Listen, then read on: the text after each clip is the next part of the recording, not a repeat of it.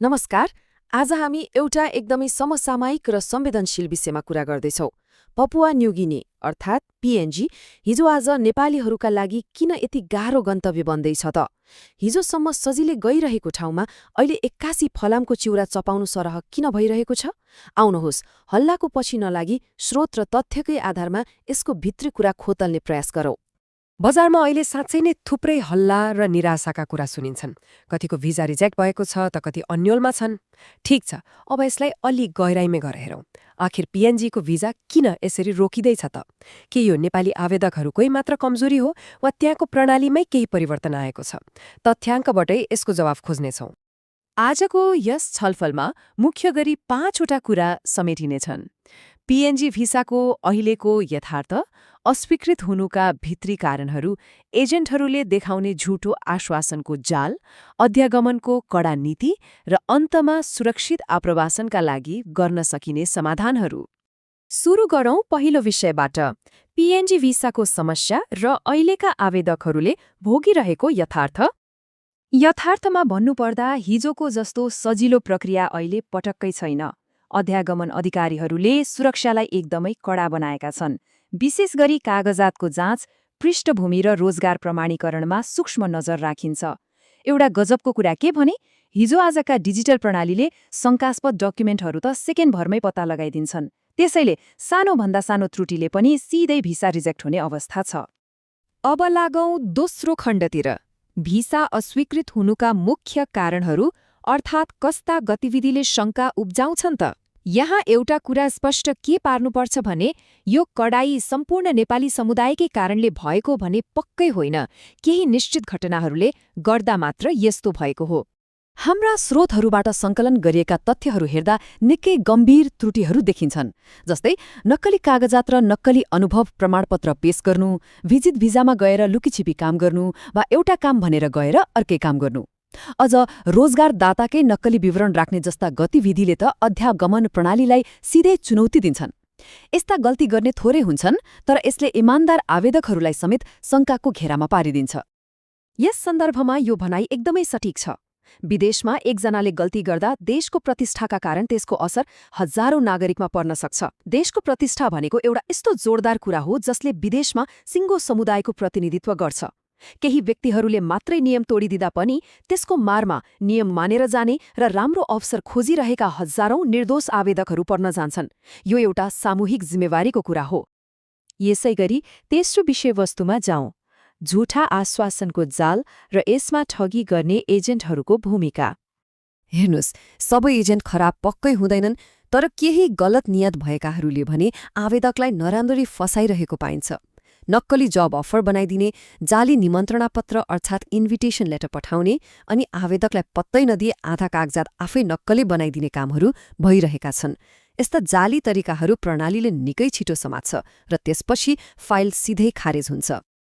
त्यसैले यहाँ सबैभन्दा बुझ्ने पर्ने र गम्भीर कुरा के हो भने, यदि कुनै एजेन्टले 100% भिजा ग्यारेन्टी भनेर दाबी गर्छ भने त्यो नै सबैभन्दा ठूलो रेड फ्ल्याग अर्थात् खतराको सङ्केत हो। अध्यागमनको निर्णय कुनै एजेन्टको हातमा हुँदैन। भिजा दिने वा नदिने पूर्ण अधिकार त सम्बन्धित देशको सरकार र अध्यागमन विभागलाई मात्र हुन्छ नि। त्यसैले यो दाबी नै ठगीको पहिलो खुड्किलो हो। यस्ता झुठा आश्वासनको जालमा फस्नुको नतिजा कतिसम्म डरलाग्दो हुन्छ भने, भिसा तत्कालै रिजेक्ट त हुन्छ नै, साथै आवेदकलाई भविष्यको लागि ब्ल्याक लिस्ट अर्थात् कालो सूचीमै राखिन सक्छ।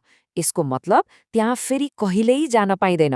अनि सबैभन्दा दुःखद पक्ष त के हो भने, यसले गर्दा साँच्चै नै सही कागजात लिएर जान चाहने वास्तविक आवेदकहरूका लागि पनि बाटो झन्झन बन्द हुँदै जान्छ। अब लागौँ चौथो खण्डमा, अध्यागमन किन यति धेरै कडा छ त? गन्तव्य देशको नजरबाट हेर्दा यो यथार्थलाई कसरी सन्तुलनमा राखेर हेर्न सकिन्छ? यसले दुईवटा विपरीत यथार्थहरूलाई एकदमै प्रष्ट रूपमा देखाउँछ। एकातिर केही व्यक्तिहरू छन् जसले नक्कली कागजात बनाउने र गैर कानूनी रूपमा बस्ने जस्ता काम गर्छन्, तर अर्कोतिर बहुसंख्यक नेपालीहरूको वास्तविकता भने नितान्त फरक र एकदमै सकारात्मक छ। हाम्रा धेरै मानिसहरूले निर्माण, सुरक्षा, हस्पिटालिटी र मेकानिकल जस्ता क्षेत्रमा निकै इमान्दारी र कडा मेहनतका साथ काम गरिरहनु भएको छ। रोजगारदाताहरू पनि त्यो कामबाट निकै सन्तुष्ट छन्। यो उज्यालो पक्षलाई पनि हामीले बिर्सनै हुँदैन। यदि राम्रो पक्ष हुँदाहुँदै पनि अध्यागमनले किन कडाई गर्छ त? किनभने कुनै पनि देशले आफ्नो राष्ट्रिय सुरक्षा, व्यवस्थित रोजगार प्रणाली, अर्थतन्त्रको सन्तुलन र अपराध नियन्त्रण जस्ता कुरामा कहिल्यै सम्झौता गर्दैन। जब नक्कली केसहरू ह्वात्तै बढ्छन्, गैरकानूनी बसाई रोक्न नियमहरू स्वतः सबैका लागि कडा पारिन्छन्। यो कुनै एउटा समुदायलाई लक्षित गरिएको होइन, मात्र देशको आन्तरिक प्रणाली बलियो बनाउने एउटा संयन्त्र हो। अब लागौं अन्तिम तथा 5औं खण्डमा, सुरक्षित आप्रवासनका लागि समाधानहरू र अगाडिको बाटो।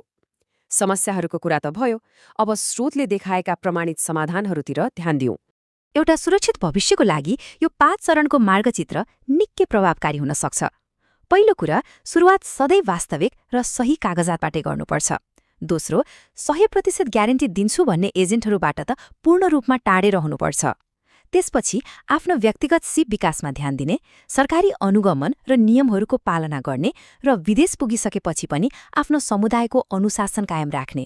यति कुरामा ध्यान दिने हो भने आप्रवासन यात्रा पक्कै पनि सुरक्षित बन्छ। हाम्रा स्रोतहरूले एउटा निकै मार्मिक र महत्त्वपूर्ण सन्देश दिएका छन्। इमानदार बाटो अलि ढिलो पक्कै हुन सक्छ, तर यो पूर्ण रूपमा सुरक्षित हुन्छ।